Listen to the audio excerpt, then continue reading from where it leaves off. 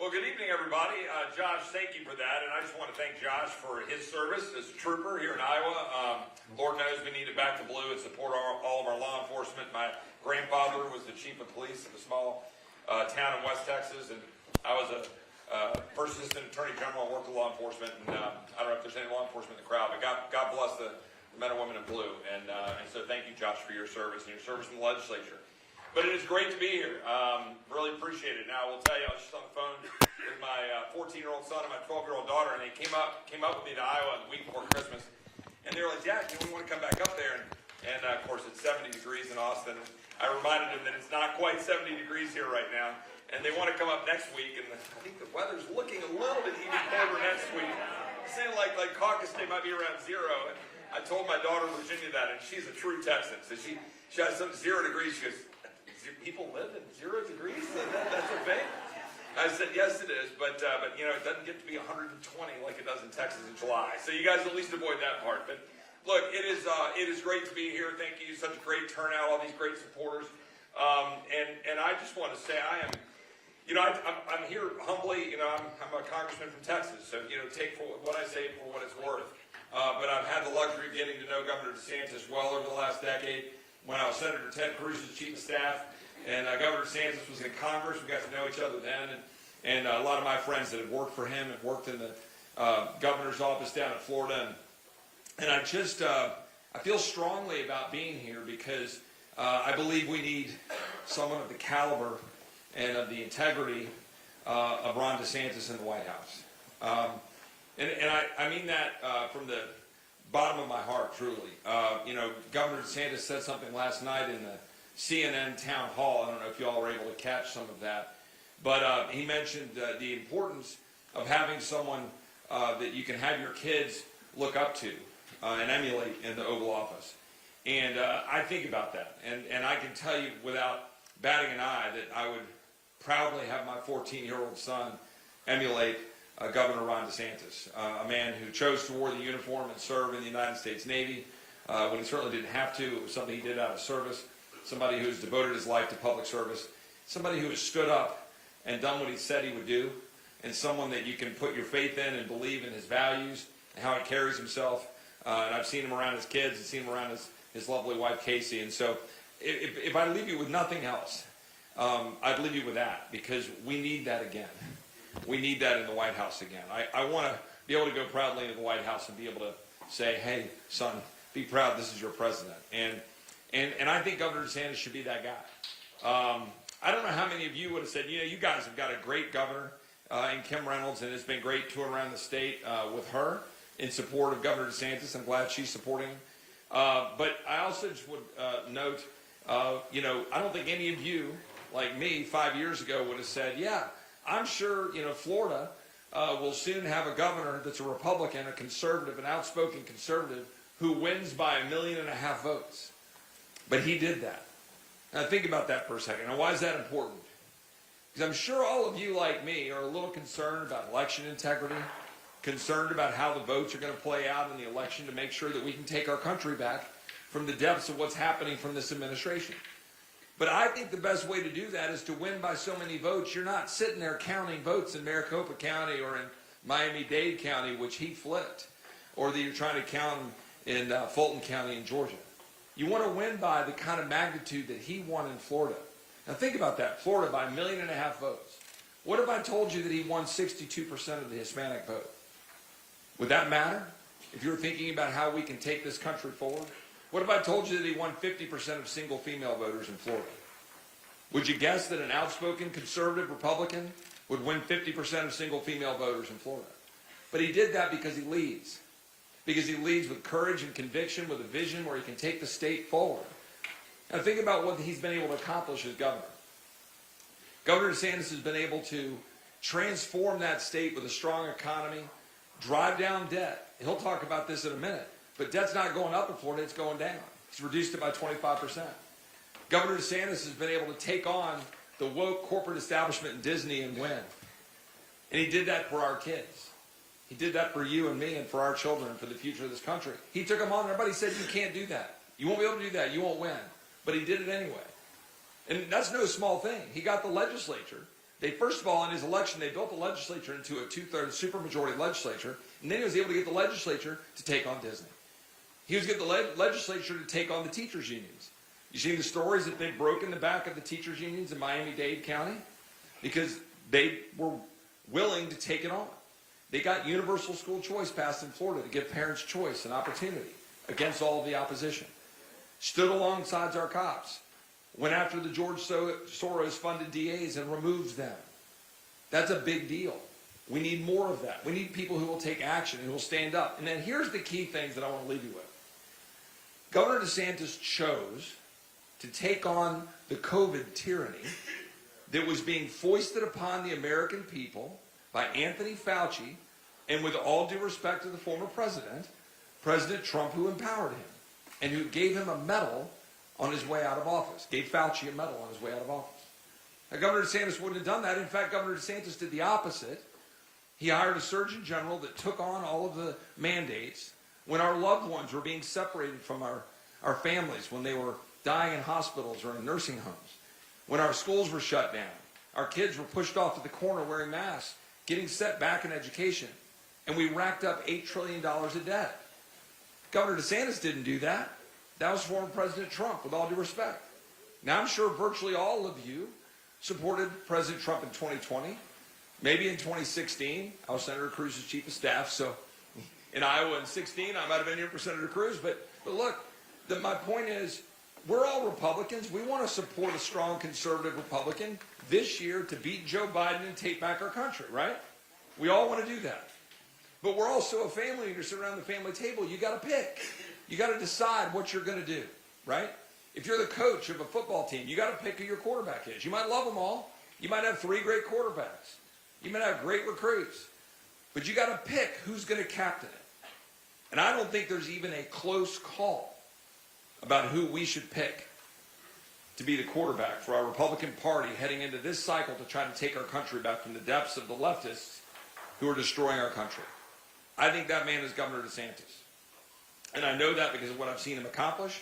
And I know that because I can compare it to what I think are not the right things out of other candidates. I've already talked about a few for President Trump. But I think it's disqualifying when another potential nominee, someone seeking the nomination, goes to another state and says they need to correct what Iowa does. I disagree with that.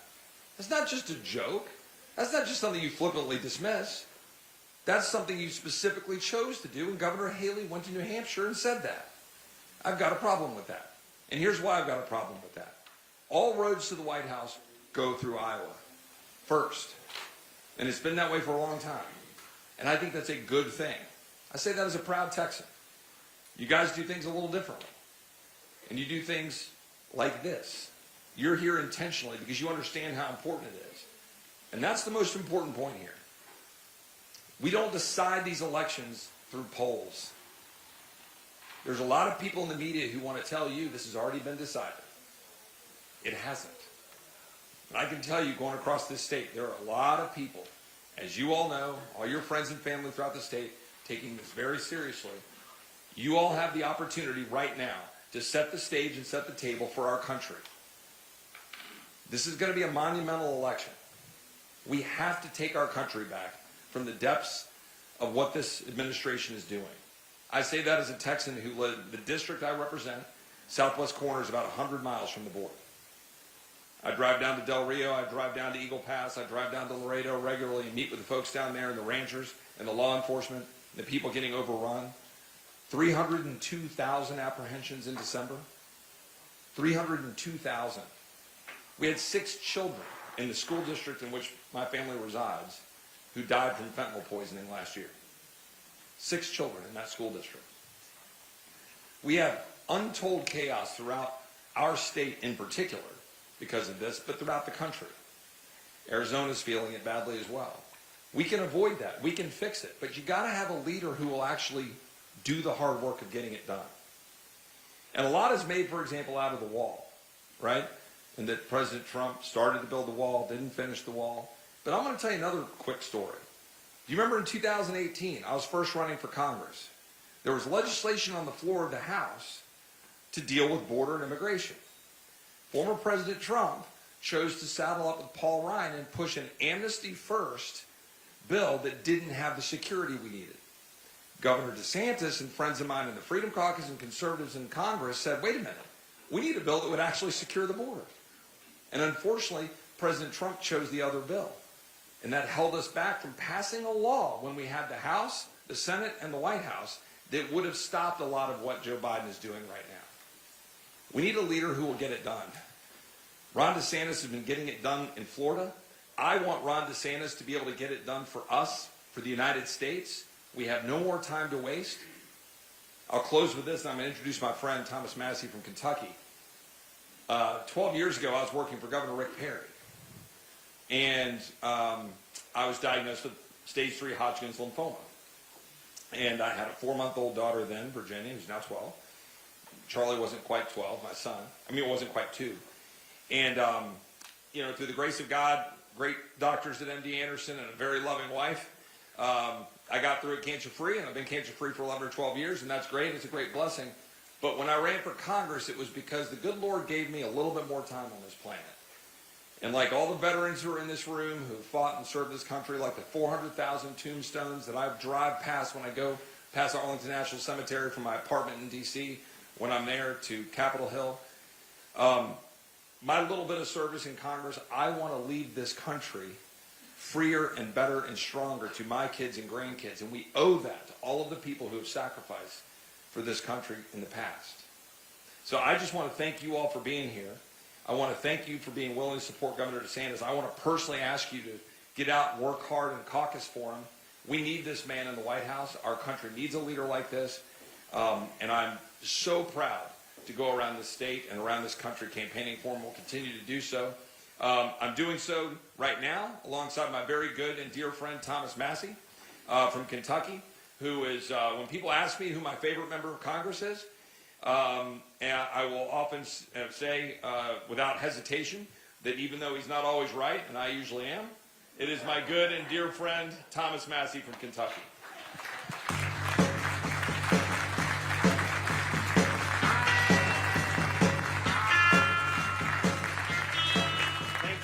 Thank you all. It's an honor to share the stage with this man.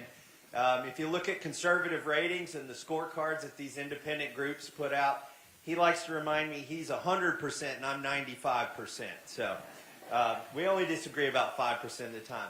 You know, when I first got elected to Congress, which was in 2012, my mom saw all these articles about me and she was getting worried for me because one of the first votes I took was to vote against John Boehner. And you weren't supposed to do that. And I was getting a lot of negative press, and she said, my mom asked me, are you making any friends up there in Congress? I said, Mom, if you met these people, you wouldn't want to be their friends either. But I did find one friend up there. I found a guy who had a brain, which is very uncommon in Washington, D.C., who also had common sense, which is even less common in Washington, D.C. And he and I used to go out for dinner because we didn't want to go to the fancy parties. We didn't go there to go to all the formal events and dress up in tuxedos and act like we were somebody important.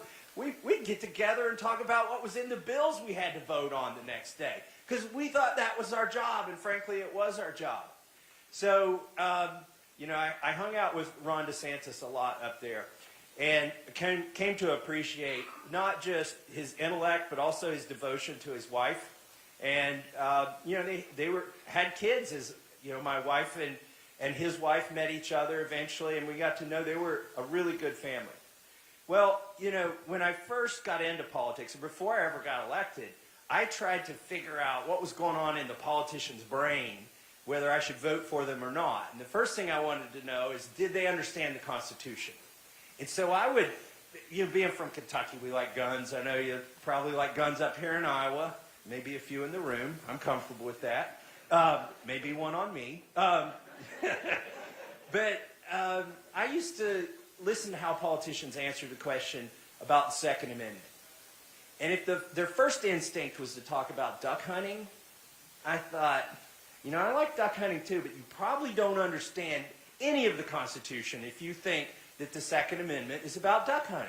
It's about principally keeping the power of firearms in the hands of individual citizens instead of keeping that the exclusive power of the government. It's about the balance of power that our Constitution sets up. And so when I got to Congress, I founded the Second Amendment Caucus. There's a caucus for everything up there. There's a ready-mix caucus, which is different from a concrete caucus, right? And I was like, why isn't there a Second Amendment Caucus? So I started a Second Amendment Caucus, and I can tell you there is nobody in this race that comes close to the Second Amendment credentials and protecting your right to keep and bear arms than Governor Ron DeSantis does. He is head and shoulders above the best. Among the candidates, he's the best. And, you know, we had a president who made me very uncomfortable as the, you know, chairman of the Second Amendment Caucus. We had a president who said, oh, you should take the guns first and then have due process later. And he was talking about red flag laws. Folks, that is not the definition of due process. You are innocent until you are proven guilty in this country. That is the way the founders set it up. And, you know, we had a president who had the ATF ban certain accessories to firearms. Not by going to Congress, but through bureaucratic edict. That is wrong. That isn't just about the Second Amendment. That is also about where are the laws supposed to be made. But you know what? That used to be my litmus test for candidates, was the Second Amendment. It's changed, and it changed 3 years ago because of some events when I watched most of the politicians in the United States lose their ever-loving minds over a virus. And I got a phone call. We were out of session because of COVID. It was too dangerous. And I was sitting in Kentucky waiting for us to do something for the American people. And they cooked up this bill to spend $2 trillion. Okay, you guys got $1,200 checks out of that. Wall Street and the bankers made a killing, okay? Because it was about propping them up. The $1,200 was the cheese in the trap, I like to say. They sort of made the bad medicine go down easily. Well, they told us they were going to pass it with nobody in Congress on a unanimous consent. They said, stay home. It's too dangerous for you all. You're too important. You stay home. I said, wait.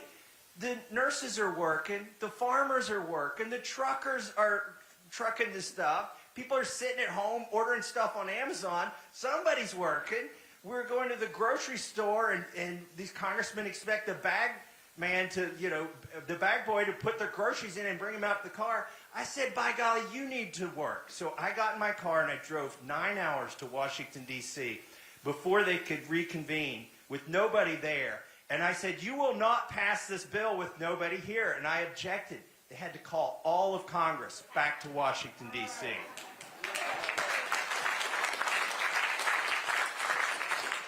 CNN called me the most hated man in Washington, D.C. That is the only time they ever got the news right. Nancy, I said, wow, they got the headline right for once. Nancy Pelosi called me a dangerous nuisance. I think we need more dangerous nuisances than Nancy Pelosi, don't you all? I'm in front of the Supreme Court right now, suing her over the mask mandate that she had in the House of Representatives. But that's another story. Anyways, it was pretty lonely that day when I objected. Because, by the way, that bill had all the money for absentee mail-in voting. Okay? You would have thought Republicans would be against that. But they weren't even reading it. And I'm sitting on the floor getting ready because it delayed for 2 days, and they decided to have a debate on it. It took them 2 days to get everybody there for me to then finally make the objection. And I get a phone call. My phone starts ringing, and I look down, and it's like 000000000. Like, who could have a phone number with all zeros? I'm like, uh-oh, that's Trump calling me. And he's not happy, so I let it go to voicemail. I thought he'll get the message across, in the voicemail. But he didn't leave a message, and he called like a minute later. And I let it go to voicemail again. I'm sitting on the floor of the house. I can't take a call. I've got business to conduct. He calls the third time. I can't take the call. The fourth time, somebody says, that's the president calling you. I kind of figured it was. And you need to call him back right now. Well, they yielded some more time for debate, and I knew they couldn't do a quarterback sneak on this bill without me. So I walked out and I called back the White House switchboard, and they put the president on. And I'll never forget this phone call. He says, "I'm coming at you like you've never seen. Never in your life before have you seen the way in which I will come at you. I'm more popular than you in Kentucky, and you know it. I'm backing your primary opponent, and you're going to lose." And I thought, I probably will lose. Because he is more popular than me, or was at the time. And then I tried to tell him that to be constitutional, you had to do it this way. And I tried to tell him about some of the bad stuff that was in the bill, but he just started screaming at me for like 3 solid minutes. And then when I got a word in edgewise, and he took a breath, he says, "This is the second time you've done something like this." And I thought, well, he forgot the other 8. You know, like the fake Obamacare repeal that they tried to put over on him that I wouldn't go for, and some other things that I didn't go for. He just figured out I was the same person. He was starting to figure it out. And then he repeated it all over again. "I'm coming at you like you've never seen. Never in your life before have you seen the way in which I will come at you. You're going to lose." And he hangs up. And I walked back out. Before I could get to my seat, he tweeted that I was a third-rate grandstander and that I should be thrown out of the GOP. By the way, I was trying to stop or slow down the bill that eventually was his demise. It had all the money. It killed our economy. It paid the blue states, the governors in the blue states, to shut down their economies. They couldn't have done it without all that federal money. It paid people not to work. We ended up with shortages. When we needed more of certain things to deal with the virus, they caused the shortages. And then they printed $5 trillion. Now, I'm wearing a debt clock that I built. I'm an engineer. Just to remind all of my colleagues how much debt we have. It's got Wi-Fi and it goes to Treasury, and the numbers spin so fast it'll make your head hurt. But a lot of this was caused by that bill. And so I'm like, I had no friends. I mean, even Republicans were mad at me. We did polling on this. 80% of Republicans supported the CARES Act, mainly because they didn't know what was in it. And almost 100% of Congress. And a little bit later, I get a phone call from Florida. This guy I used to know, my old friend in Congress, who became a governor, who, you know, I didn't get to talk to a whole lot because he's real important now. He calls me up. And, of course, I took his call, and he said, "You know what? What you're doing is right. And you're standing, almost alone up there.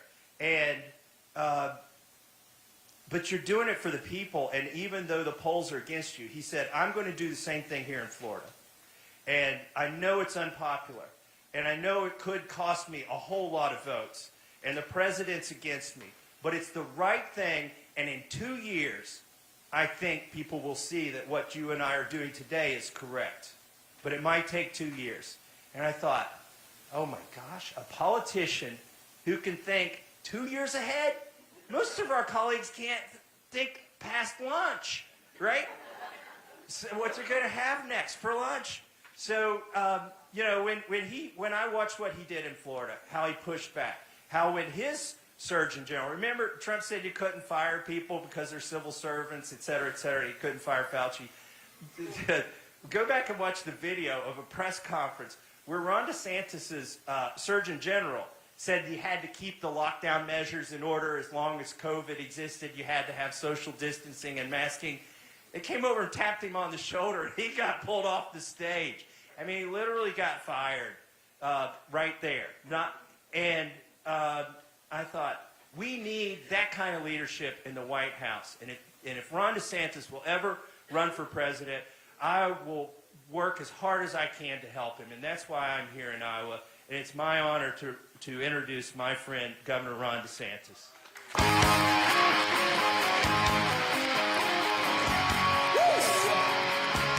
Thank you. Good evening. Happy New Year to everybody. Thank you so much for coming.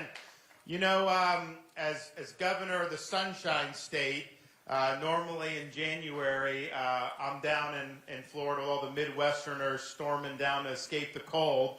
You go to places like Marco Island and Bonita Springs. I see people from Iowa, Wisconsin, you name it, and I understand why. But I don't want to tempt fate because I know likely it's going to get colder. But even as a Floridian, for January, honestly, it's not that bad. I mean, I could deal with this. So maybe I'll be eating my words in another week. So I want to thank you all for coming. You know, Thomas had mentioned the debt clock that he wears on the House floor to kind of show the colleagues, you know, what's up. He gave me one of those, and I thought about wearing it. But then I asked him, I said, could you engineer a debt clock for the state of Florida? Because if they had a debt clock for the state of Florida, it wouldn't be counting up, it would be counting down, because we're paying down billions of dollars of our state debt. Imagine that. You're actually paying off debt. So we're appreciative. Thank you for coming here. Look, we're getting down to the stretch. You know, I'd sum up the choice this way. Donald Trump's running for his issues. Nikki Haley is running for her donors' issues. I'm running for your issues, your family's issues, and this country's issues. And that's the sole focus. And I'm the only one running for president who's delivered on 100% of his promises. If you look what I promised to do in Florida, I did everything I said I was going to do, and then some. Most people overpromise and underdeliver. We made bold promises, and we over-delivered on those promises. We need that in the White House. The other thing I can say is I have been, if you look at all the problems in this country, from the border to the inflation, to crime, to all these things, the education problems, this is being driven by the political left. I'm the only one running for president that has beaten these people on issue after issue. We beat the teachers union on universal school choice. We beat Fauci on COVID. We beat George Soros on crime by removing 2 of these radical district attorneys. We beat the Democrats on election integrity. Florida has universal voter ID and no ballot harvesting and the most efficient elections in the country. And we beat the left on banning China from buying land in the state of Florida. No farmland, no land near military bases, none of that. So we as Republicans need to win again. And yes, win the election. And Chip talked about what we were able to do in Florida. You know, if we replicated half of that nationally, we would win going away. No problem. But once you win, you got to deliver on all these things. If you're making promises and then not delivering on them, you know, that's not going to work. I mean, I was at the CNN town hall last night that was televised, and they asked me the question about this issue of birthright citizenship and Donald Trump. So the 14th Amendment to the Constitution, you know, it was there to overturn Dred Scott versus Sanford to ensure that black Americans were Americans and citizens, and that was the right thing to do, of course. But it's been used to say if you illegally come across the border and have a kid, that somehow that is a birthright citizenship. That was not the intention of that. And so I think that we need to challenge that. But they brought up the point that Trump ran on this in 2016, that he was going to do an executive order. He had 4 years. All he had to do was sign his name to it, and he never did it, which is bad, because if you say you're going to do it, you should do it. But I think what's even worse is he's now running in 24. He's promising to do the same thing. All he would have taken him 5 minutes, 2 minutes to do his first 4 years. So I don't want to just I don't think you make empty promises. I think you deliver and you get the job done. So we're going to do that. And my wife and I, we've got young kids, first grade, kindergarten, pre-K. And we're very sensitive about the future that our kids are going to inherit. I think we're in jeopardy of being the first generation of Americans to leave to our kids and grandkids an America less prosperous and less free than the one we inherited. And if we do that, we'd be the first generation of Americans to pass on to our kids an America with less opportunity. Every generation has always stepped up and sacrificed to ensure that future generations had opportunities. And freedom is fragile. Freedom is not something, Reagan said that it's one generation away from extinction. It's not passed along in the bloodstream. You got to fight for it. You got to cultivate it. So we're motivated. I'm motivated to run for president because I'm not just going to sit idly by and watch the managed decline of this country. I'm not just going to sit there and let the left do more damage to this country, irreversible damage to this country. I also know that the decline we're seeing is not inevitable. It's a choice. We have it within our power to choose a better course. We have it within our power to bring in this country a new birth of freedom and to usher in a revival of the American spirit. So I'm motivated to be able to get it right for my kids, for your grandkids, so that we will have stepped up and done our part as Americans. But I'm also motivated by the debt of gratitude we owe to people who have come before us and who have sacrificed on our behalf. Benjamin Franklin, when he was walking out of the Constitutional Convention in 1787, he was asked, "Did you give us a republic or a monarchy?" And he said, "A republic if you can keep it." Because they understood having a Declaration of Independence and Constitution, that didn't solve the problems. They had come into that convention having studied every republic in the history of mankind, trying to get guidance on what to do. But the only thing they really could divine from all the previous republics in history, the only thing they all had in common was one thing. Every single one of them had failed. And so it fell to the United States to determine, can people govern themselves? Can we have a society based on the idea that our rights come from God, not from the government? That we live under a rule of law, not the whim of individual leaders? Or was mankind forever destined to live under various forms of despotism? And they fully expected this country, this society, would decide that question once and for all. But what they did was just give them the ticket to the dance. They knew there'd be threats to freedom each and every generation. And I'm mindful of this, having gone up to Washington, D.C. from time to time in the past. There was a particular route that the airplane could take going into Reagan National Airport that took you flush parallel to the National Mall. So if you looked out the left side of the plane, you saw beautiful sweeping up-close views of the Lincoln Memorial, the reflecting pool, the Washington Monument, other monuments, and even perched on the hill, the beautiful U.S. Capitol. But you felt a sense of pride as Americans because those symbolize the principles and ideals that have made this country unique. But after doing that trip a few times, I realized the best monuments to this country were not found looking out the left side of the plane and looking on the National Mall. Because if you looked out the right side of the plane, you looked over the Potomac River, you saw a series of small, nondescript monuments orderly arranged over the rolling hills of a place called Arlington National Cemetery. And it occurred to me then, and I believe now, you can have the best Constitution in the world, you can have the best Declaration of Independence in the world. These things don't run on autopilot. They require generations of Americans to fight for freedom, sometimes putting on a uniform, risking your life, and even giving the last full measure of devotion for service to this country. Now, we're not called upon to make sacrifices of that nature in this political season. But what we are called upon to do is to preserve what George Washington called the sacred fire of liberty. This is a fire that burned in Independence Hall in 1776, when 56 men pledged their lives, their fortune, and their sacred honor to establish a new nation conceived in liberty. It's a fire that burned at a cemetery in Gettysburg, Pennsylvania, when our nation's first Republican president pledged this nation to a new birth of freedom. It's a fire that burned on the beaches of Normandy when a merry band of brothers stormed the shores, defeated Nazi Germany, and preserved liberty throughout the world. It's a fire that burned at the foot of the Berlin Wall in 1987 when a resolute Republican president stood in front of that wall and said, "Mr. Gorbachev, tear down this wall," eventually leading to the dissolution of the Soviet Union. This is our responsibility, to carry this torch and to preserve this sacred fire of liberty. It's not a responsibility I shy away from. It's a responsibility I welcome. Because if not now, when? And if not us, who? As your candidate, and I'm asking for your support on January 15th, as your candidate, I will get the job done in November, just like we did in Florida in record fashion. As a leader, I'll always conduct myself in a way that you can be proud of. And as your president, this is my promise. I will not let you down. Thank you all. God bless you. We'll take some questions. We're asking for your support on the 15th. And for those of you who have committed to caucus for us, thank you. Make sure you get out there. Make sure you bring friends, family, neighbors, anyone else. Bring them out there. You're never going to be able to cast a more consequential vote than this one because Iowa has an opportunity to really change the trajectory of the country.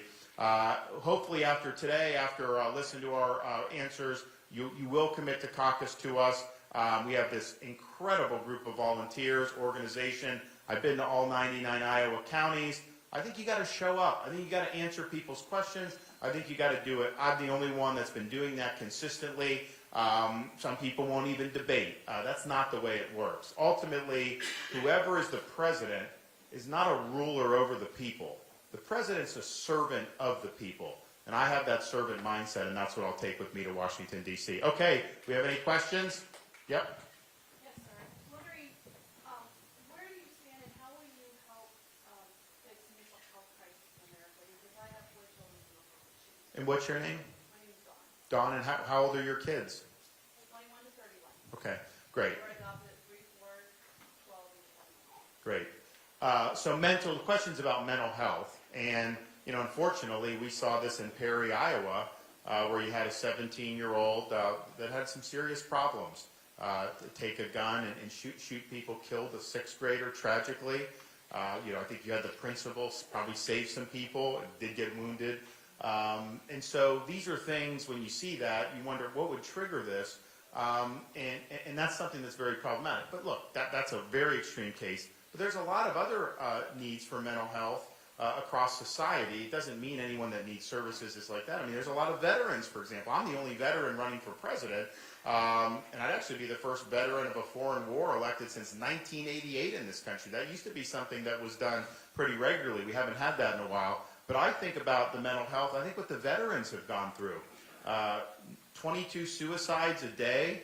The post 9/11 generation, the one thing that I noticed about it was there was no draft, which meant that a very small percentage of people had a significant burden of multiple deployments placed on them.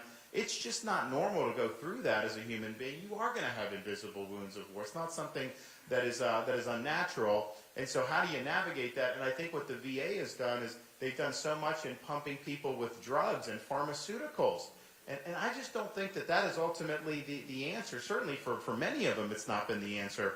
So what we've done in Florida is think about different ways we can be effective. So on schools, my wife actually spearheaded, instead of saying, you have a mental health problem, there's a stigma sometimes with that.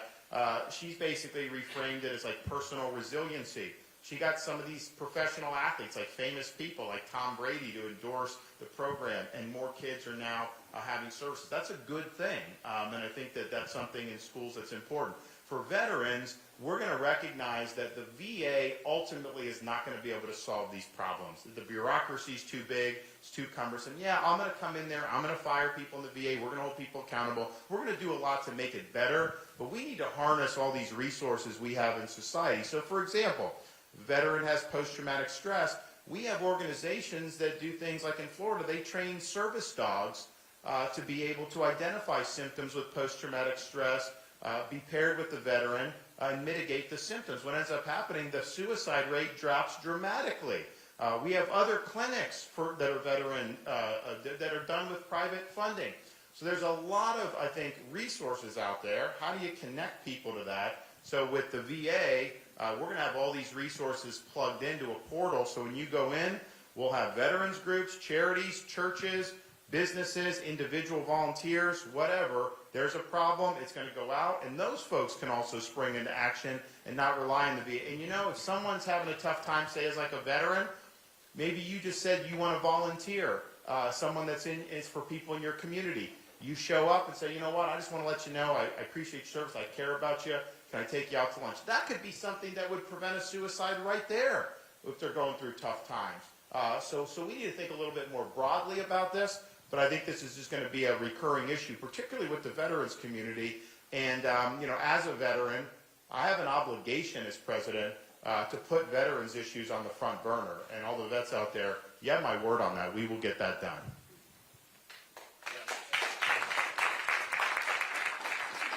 I'm Jeff Copeland. I teach at the university here. So I want to know, when you're elected president, can you get these two guys in your cabinet somehow? Because I think you three would make one heck of a team. I just want to say good luck and God bless. Well, thanks, Jeff. I appreciate it. What do you teach?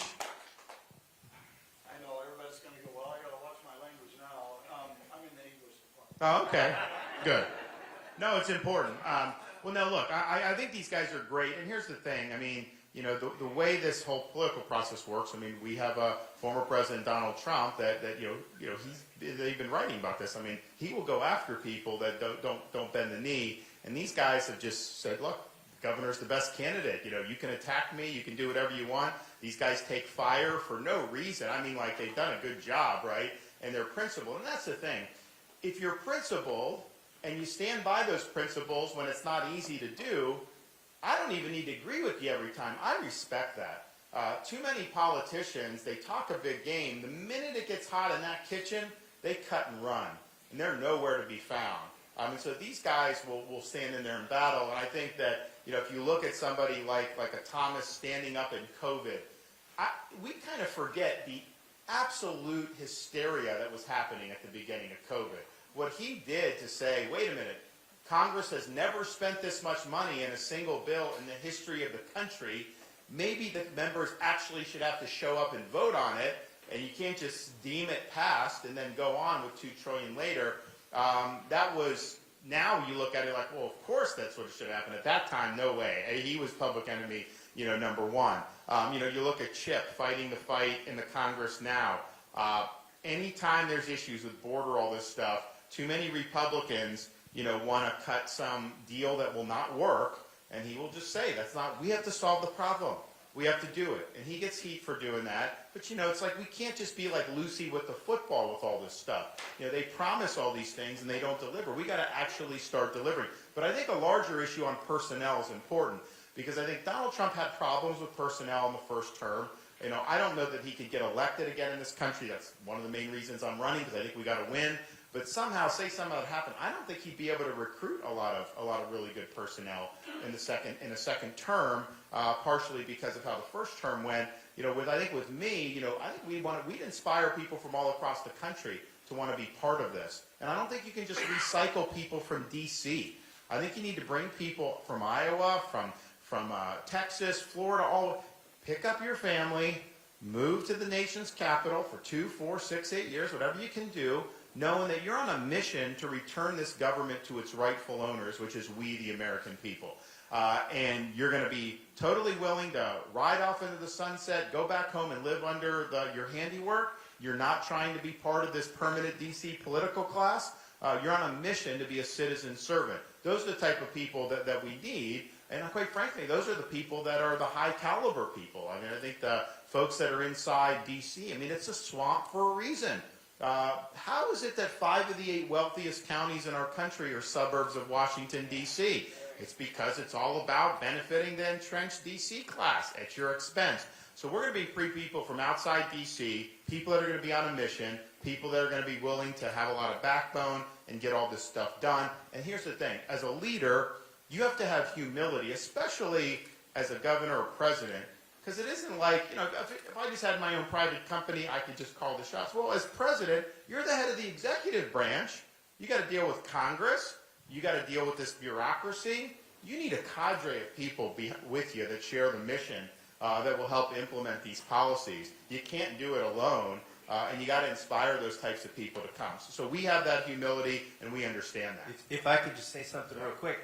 I'm inspired to stay in Congress if this guy becomes president because I've been there 10 years and I'm sick of executive branch agencies, FDA, CDC, ATF, DOJ, FBI, basically writing laws. That is our job. Here's a man who's demonstrated an ability to work with a legislative branch in Florida and a person who served in the legislative branch in the U.S. Congress and has shared our frustration. So I'd be excited to stay put and have somebody also who will tell Congress when they send him a spending bill that has junk in it that doesn't belong in it or doesn't have the wall, that he will say, I'm sorry, I'll use my veto pen sparingly, but now is the time I'm going to use my veto pen because you guys, Congress, have dropped the ball. We didn't see that with Trump. He signed the first omnibus and it didn't have, and we shouldn't be doing omnibus bills. So that's a problem to start with.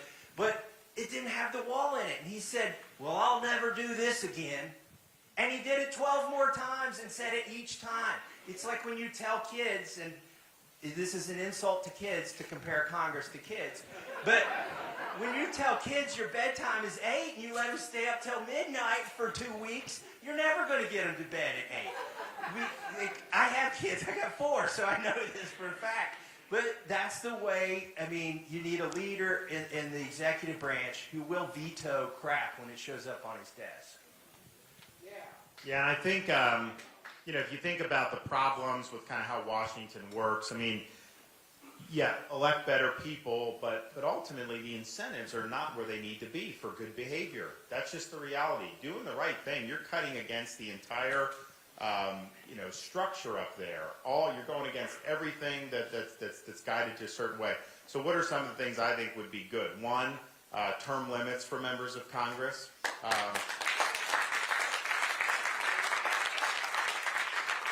Two, just like Florida and Iowa have in their state constitutions, a balanced budget requirement. Make Congress make decisions.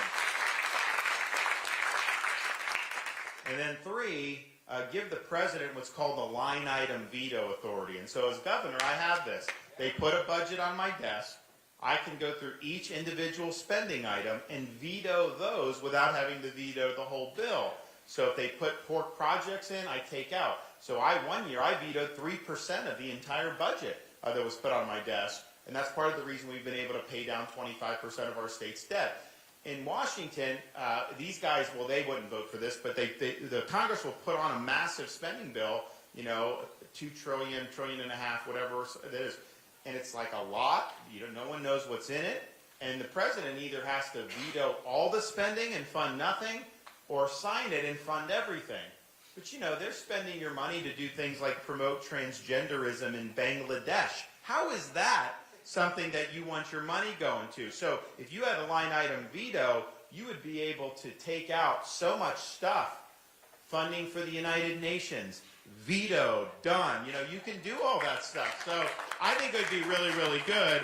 The other thing I think, and Chip I know is a big supporter of this, is when I got elected, I sold individual stocks, and I've never made a stock trade since I've been in elected office. Because my view is just, like Nancy Pelosi, she could run a hedge fund with all the amount of money she makes in the market. I don't know how she gets those returns, but it's just unbelievable. That really, I think, promotes a lot of distrust about the government. So I don't think they should be allowed to be trading stocks like this. I think it would be really good for just public confidence, if they can't. But it also raises just a larger issue. People that get elected to office, whether it's the president or Congress, are not better than citizens. You are a citizen. You're serving in a role. But you don't get to operate under a different set of rules. So I've always been in favor of a proposed 28th Amendment to the Constitution that says simply this: Congress shall make no law respecting the citizens of the United States that does not also apply to members of Congress themselves.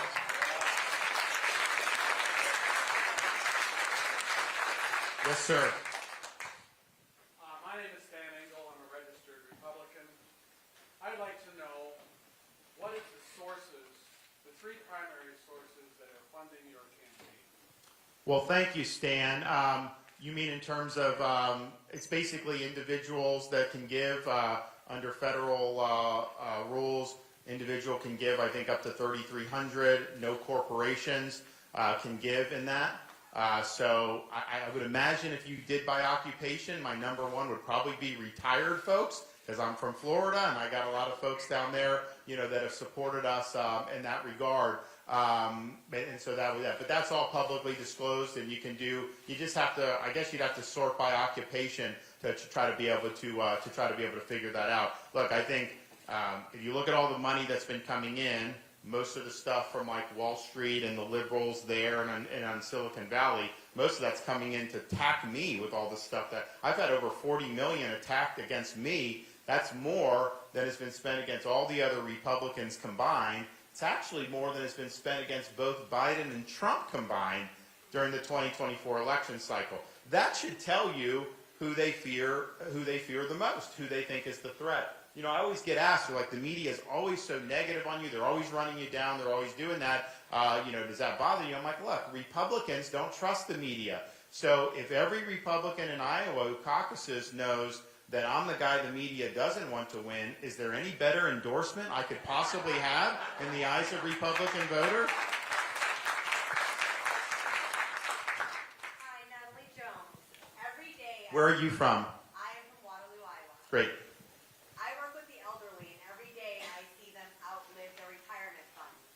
Social Security is broken, and Medicaid reimbursement for long-term care is a joke, especially here, because we have so many elderly to take care of. Working and serving them, I will never be able to save what they save for retirement. So how are we going to take care of them both today and 50 years from now? In terms of the long-term care and in terms of Social Security? For those that are retired, as far Great. Yeah, look, I mean, I think that when you have a high inflation environment like we have now, you get a cost of living adjustment for Social Security. That doesn't cover, everything. You'd be much better off with no inflation and not having the COLA. The money actually goes further than when prices rise, the COLA just doesn't keep up with it. So we need to get the inflation down. That'll be better for seniors in terms of their purchasing power, but it'll also be better for the longevity of the program and the viability of our entire budget. As the inflation's gone up and the interest rates have gone up, we now spend close to $1 trillion a year just to pay interest on the national debt. That is a massive amount of money. Just 4 or 5 years ago, it was like $150, $200 billion a year. And so you got to get those interest rates down. You got to get the debt servicing costs down to be able to ensure that these programs, have longevity. In terms of some of the long-term care, in Florida, we've got almost 4,000 facilities. This is a huge issue for us. And we've had to put in state money, to do rate increases. It's hard for them to get personnel a lot of times. And so we've had to up that to make those reimbursements more attractive. We'll probably do another package in the legislature coming up here over the next couple months. So definitely something that's been impactful in Florida and that we've done. Now, for younger people, how do you get to a place? The problem right now is young people are falling behind because of the rising costs. I mean, if you're a young family and you want to go buy a home today, the average price home on a monthly basis, the mortgage payment is twice what it would have been for an average price home 5 years ago. Now, part of it is because the home prices have gone up, but most of it is because of the interest rates and the inflation. That's just not sustainable. People's incomes haven't gone up by 50%, and so you're making starting a family, raising kids, cost prohibitive. People that are working hard, even if they make more money, it's not keeping up with the cost and they're losing ground. That means that is not the American dream in action. And so we've got to address all those underlying economic factors, which we can do so that folks are able to get ahead again. But if you're working hard and you're doing the right thing and you can't even afford to buy a house, that's a big problem for this country. So we need to do a better job of doing all those things. Look, in housing, you just need to build more too. I think COVID kind of stopped. Not in Florida, we kept building, and probably Iowa kept building too. But some of these places shut down construction. They shut down all this stuff, and so we didn't have as much supply. You do need more. You need more supply. That will help prices if you're able to do that. That'll make it more accessible for more folks. We did something in Florida to address the issue. You have cops, teachers, nurses that in certain parts, like in Miami and some of these places, they can't afford to live, close to where they work. So they got to commute an hour. That's not. You want people to be able to live locally, be able to live where they work. So we've created some good incentive programs. Now you have a lot of construction projects for housing that's more affordable for more blue collar people. So we've done a pretty good job in Florida on that. I think that you're going to start to see some big benefits in that over the next year or two. Governor, I might just add one thing on that, and I know that the governor shares my view on this. That in order to deal with that for retirees, you've got to get health care prices down. You have to. And in order to get health care prices down, the governor was talking about this earlier today, the first bill I introduced in Congress of any consequence was what I call the Health Care Freedom Act. As I expressed earlier, I got through cancer. I was pretty mobilized to want to make our health care system more reachable. I've got a constituent right now in the district in which I live who's battling stage 4 cancer. And she is unable to go to MD Anderson on Obamacare. She's got Obamacare as her coverage. That's not actually coverage, okay? That means it's failing. She can't go to the best cancer hospital in the world because she's on Obamacare. We've got to change that, and we can change it. We've got to go against all of the big corporate interests and big pharma, big hospital, big insurance. We've got to take it on, as the governor has done in Florida. We've got to do that in Washington. We have to do it aggressively. We've got to empower patients, empower doctors, restore health care freedom, to drive those prices down, or there's nothing we're going to be able to do to protect retirement if you can't get the price of health care down. We've got plans to do that, and I know the governor is supportive of that. Yeah, no, look, and actually, so in Florida, we did two things. One, we've dealt with these pharmacy benefit managers, these middlemen that cause the drug prices to go up. They make a lot of money. They're not really adding a lot of value. So we brought accountability to that. That's been good for family-owned pharmacies, too, because they were getting hit, which is good for the community. but also good for consumers. And the other thing we do, we got the approval today. So 2019, my first year as governor, we said, I want, healthcare costs are high, prescription drug costs are high. What can a state do to lower prescription drug costs? Because, a lot of this is based on federal law. We found a provision of federal law from 2003 that said you can apply through HHS to buy prescription drugs from Canada. So Canada has the same drugs. They're like 25 cents on the dollar. And part of that is because of the way their government suppresses the price. But bottom line is, if I can get it 25 cents on the dollar, I could save $100 million, $200 million in Florida. So we applied through the Trump administration. President Trump was supportive of it. It didn't really go by the time he left office. It was kind of caught up in the bureaucracy. So then Biden came in, and they fought us on this for 3 years until today it finally got approved to where Florida is going to be able to buy cheaper pharmaceuticals, basically, from there. So we have a warehouse. It'll be relabeled, all this other stuff. And, the pharmaceutical companies hate that because Americans basically subsidize pharmaceutical products for the rest of the world with higher prices because of the way the laws are and the intellectual property stuff. But it's just not affordable for a lot of people. So we've actually made headway on that, and today was a good day for that. But the way I look at it is, Chip mentioned, big pharma, big insurance, big government, hospital chains, all these things, and it's all about them moving money around amongst each other. The incentives are not to deliver good care at low prices. That's just not how the system is designed right now, and so you got to change those incentives. I mean, we've done things on the margins in Florida too, where nobody knows how much anything costs. Well, if you don't know how much anything costs, consumers aren't going to be able to make decisions to where they're getting value. So we required publishing the prices of these procedures. So if you need a hip replacement in Tampa, you may have 4 or 5 places that you can look at and do. Now, your insurance, if it covers it, or it may not even matter to you at that point because it may just be picked up by the third-party payer. But we actually have health plans in Florida called shared savings. So if you as a consumer shop, you pick something that's cheaper, you're entitled to share in the savings in having lower premiums. So the consumer has an incentive to shop around, find the best value, and then reap the rewards in forms of lower costs that they pay on a monthly basis. That's the type of thing that you have to do so that the incentives are to compete for business and to make the cost lower. We do not have those incentives in place right now, and so current situation, you're going to continue to see healthcare inflation. I mean, that's just how the system is wired, and we got to reform it. Yes. Kevin McCrindle, my question is, can you share with us your foreign policy priorities as president? Great. Thank you for that question. This is important. So, as the only veteran running for president, I'd just say, one, I have an appreciation for what our troops go through, particularly when they're on deployment. And two, I have a responsibility to, as commander-in-chief, I hope to never have to deploy forces in harm's way. But if I do, it must be because there's a vital national security interest at stake, that the folks we're putting in harm's way have a clearly defined mission and objective, that they have everything they need to accomplish that objective, and then when they achieve that objective, they come back home like they should. And so that's kind of how I see that as Commander-in-Chief. Now, how do I see the world? One, I approach it through the idea of peace through strength. I think when America's strong, we can deter conflict. I think when we're weak, like Biden's been, that invites a lot of conflict. We're seeing it even, they take pot shots at our troops, and on shipping with the Houthis.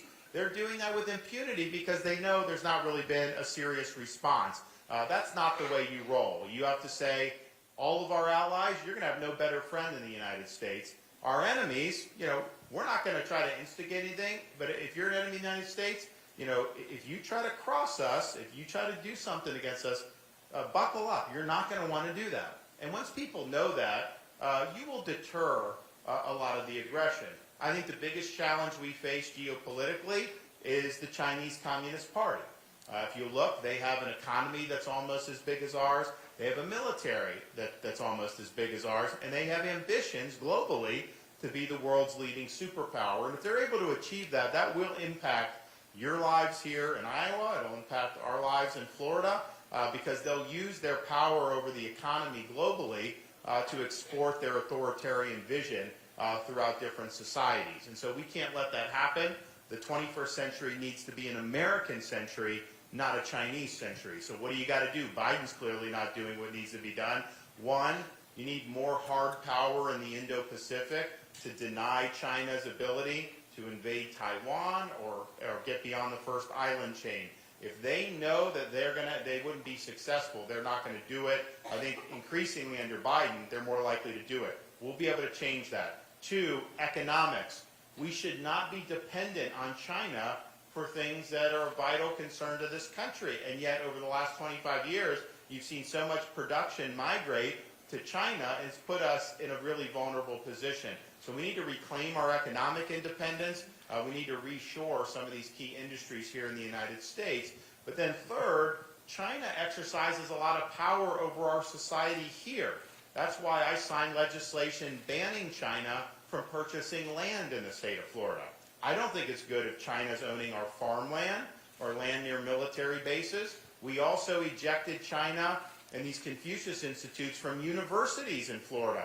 I don't think they should be in any universities throughout this country. So we need to be mindful, and we need to combat their influence here in the United States. They throw a lot of money around, so these universities will take it. They'll obviously pay a lot of money for things like farmland and some of these things, but we've got to protect our people. So we'll do some of the things we did in Florida nationally, and that'll help to curb Chinese influence throughout our country domestically.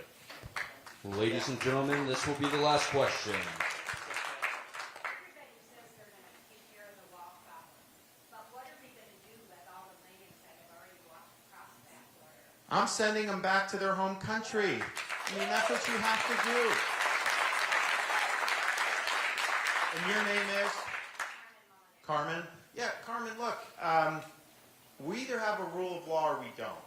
And if you believe in borders, which I believe is important, if somebody comes illegally and the only penalty is they get a sheet of paper saying come back for a court date in 3 years, what kind of a disincentive is that to come illegally? So when people come, they got to go back. Now, we'll do that federally, of course, but I'm also going to empower the states to enforce federal immigration law. Texas, if someone hops the border, why can't Texas just put them back on the other side of the border? Why do we have to have this big process that gets picked up? It doesn't make any sense. So we're going to do that. Now look, I mean, you know, when Donald Trump ran in 2016, there were a lot of conservatives that didn't want to support him in the general election. I mean, I campaigned hard for him, and the two things I would tell conservatives were, you know, Justice Scalia's seat is vacant, and Donald Trump has promised to pick from this list of solid jurists. We need to win. We can't have Hillary replace Justice Scalia. And that was persuasive for a lot of conservatives. The other thing I would say is he's made this wall in immigration his top issue. He's going to go in there. This guy's a builder. He's going to want to get this wall done. And the problem was, and I don't know, you know, Thomas and Chip may want to chime in, he got in and he didn't pursue the wall right off the bat. He gave the agenda to Paul Ryan. They were doing other things. And so, because I think had he constructed the entire wall, Biden would not have been able to bring in 8 million people. A wall is a physical fact of life. That's why you want a wall. Because sometimes people in Washington who really are for open borders say, well, just use drones and sensors and all these other things. And look, you may be able to do that if you are committed to really wanting to enforce the border. The problem is, the minute you have an Obama or a Biden, they don't care about that. They're not going to do it. People come in. That wall matters. That wall makes it tough for people to go. So we're going to declare the border to be a national emergency on day one in office. That's going to open up resources. We're going to put military on the border. But the way you build the wall with Mexico paying for it, like he promised, is not that Mexico is just going to give you money. What you do is you impose fees on remittances that workers send to foreign countries. So you've got a lot of people that come here on worker visas, temporary, all this stuff, and they send a lot, they wire money back. It's $100 billion a year probably. A small fee would be enough where we could construct the wall. So we are going to do that. I think we've got to get that done. But even more important than that, we're going to hold the Mexican drug cartels accountable for the carnage that they are causing in our society. We have fentanyl in every community in the United States. We have tens of thousands of people that are getting poisoned to death by this garbage every single year. The Mexican drug cartels have killed more Americans than every terrorist group in the world combined over the last 5 years, and it's not even close. And yet people in D.C., they just shrug their shoulders. Biden, he doesn't care. He goes to Virgin Islands, Delaware, spends all his time doing that. He's not focusing on this. But I've met people in Iowa, as I've been traveling around Iowa. I've met parents that have lost kids because of being poisoned by fentanyl. And what you find is, and more often than not, it's somebody that may be in high school or college or in their 20s, and they think that they're buying some pill, and maybe they shouldn't have done that, but they think it's something else. And it happens to be laced with fentanyl. They don't know that. They take it, and they can be poisoned to death right on the spot. So how many more families are going to be destroyed by this? How many more communities are going to be rocked by this before we decide to do something about it? So a president not only has a right to fight back against the cartels, you have a responsibility to fight back against the cartels. So we're going to treat them like terrorist organizations, and we're going to use all of our available resources, including our military, to hold them accountable. We're going to get this job done once and for all.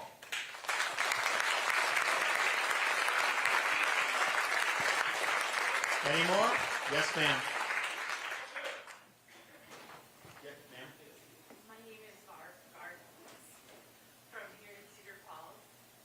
Going along a little bit more with your answer on Don's question about mental health problems for children younger, your answer was about VA, which is perfect, good information for us. Another one specifically maybe what can you do for keeping nursing and doctors in their profession. They're very high stress. They're working next to somebody who may be a traveling agency, getting paid 4 times as much. It doesn't have to do with politics, the meetings, everything that goes along with it. Are you a nurse? I am. Okay. But that doesn't matter. I'm just planting a seed to you, and I did to your wife earlier too. that Oh, good. Something has to be done to preserve seasoned people. Nurses are not gonna double check doctors. Doctors don't have nurses who are experienced to Yeah. double check them. And then it's gonna impact everybody in here. It's not just the wait time, it's because ERs are staffed with OB nurses. Because the ER staff has left. Well, Barb, you're talking to the son of a nurse for over 40-some years. She works, so I understand the importance of nurses. And in Florida, we recognize this because when COVID hit, this whole traveling nurse thing became a big cottage industry. You literally would have a nurse who could be maybe working at a hospital in Tampa making a certain amount of money.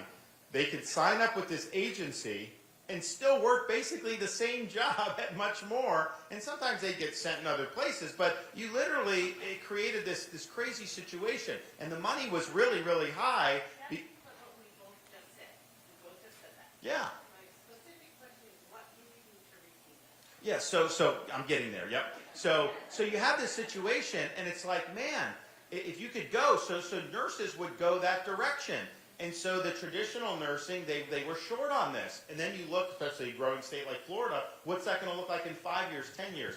So what we did, we just created big push for more nurses. We've created massive amounts of new slots at our state colleges. We also have nursing schools that people go through. And we put in hundreds of millions of dollars to be able to expand those opportunities and to incentivize young people to be able to go and get trained up on these things. We've also done things in Florida recognizing that some of the nurses that have certain skills, should be able to do as much as possible with their skills, and that helps fill some of the needs, some of the gaps in medical services where you may not have enough doctors. Now, what we've also done, we've expanded residency slots in Florida to try to have more doctors, recruit them, and have them stay here.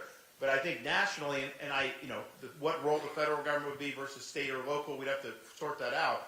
But one priority would be we need to produce a lot more nurses in this country overall. There's no question about that. I think that will help with retention because I think it'll make it to where, it's a more reasonable amount of work, because some of these nurses are working long hours, and people just get burned out when that happens. So I hear you on that, not just from my personal experience, but as governor, we've done a lot to address it, and it'll be an issue for us in the White House. Which is great, bringing them in, bringing more in, but you have to have people with training.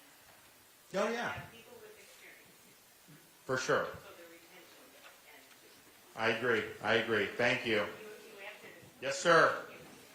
I got an easy one for you. I'm Dan from Cedar Falls. Okay. Let's talk about abortion. Whether it should or shouldn't be, I think it's going to be a big issue come this fall. How are you going to address that? So great. So thanks, Dan, for that. Same way I did in Florida. I mean, we won a record victory. This was right after the Dobbs decision. They spent $30 million on me just on that issue, saying all kinds of bad things. But, I just articulated kind of, where we were, what we do. And as Chip said, not only did we win women, we won 50% of single women. So a good candidate is going to be able to handle issues. Not every year. I mean, there's a lot of issues that have cross currents and everything like that. And I've shown an ability to do that as governor, and then even in this campaign. I mean, look, Trump is not willing to debate. He's not willing to answer questions. As the nominee, I mean, push is going to have to come to shove. He's going to have to get out there and deal with some of this. And I think his performance now in 24 compared to when he first came as a candidate 15, he's not the same guy that he was then. I think that would cause some issues with his candidacy. And then Haley, I don't know if you guys have been following. I mean, she's in New Hampshire and she's saying Iowa starts it and then New Hampshire corrects Iowa. And I'm thinking, like, wait a minute. I don't think Iowans need to be corrected on anything. Where is she getting this? And then she'll be asked, she's always asked, because she caters to voters who really don't like Trump, but yet she's positioning herself to be the VP for Trump. So she's asked, can you rule it out? Will you just say yes or no? She just will not answer the question. So she's trying to appeal to people that are not hot on Trump, while also trying to remain viable to potentially be the candidate if Trump were to be the nominee. And then I think she's had issues navigating. So it's like, it goes beyond just the right to life issue. It goes to a lot of issues that you have to deal with.